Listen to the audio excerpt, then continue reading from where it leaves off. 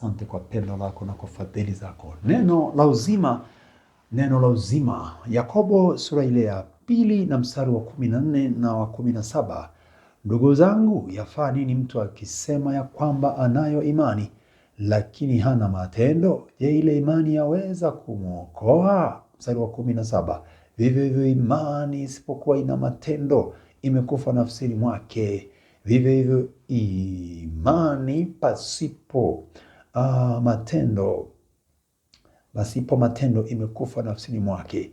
Hivyo hivyo imani isipokuwa ina matendo, kama imani haina matendo, imekufa. Chakula au uhai wa imani ni matendo. Kwa hiyo inatupasa kuwa na matendo katika imani. Imani yenye matendo, matendo yenye imani, imani yenye matendo, alafu matendo yenye imani.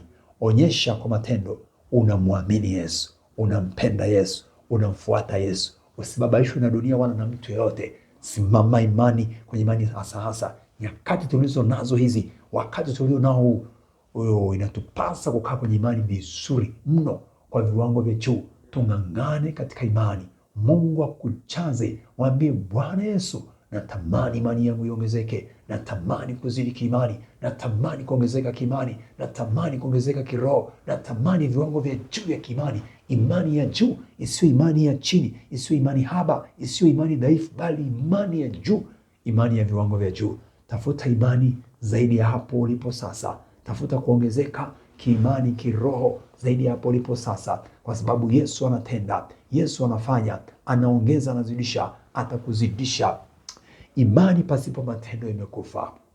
Imani inaokoa. Anasema ndugu zangu, imani yafaa nini mtu akisema anayo imani kwamba anayo imani lakini hana matendo? Je, ile imani yaweza kumwokoa? Kumbe imani huwa inaokoa. Kwa katika imani tunaokolewa, tunaokolewa kwa imani katika jina la Yesu. Kwa neema na kwa imani tunaokolewa. Neema ya Mungu ni kuu, uweza wa Mungu ni mkuu. Ongezeka imani.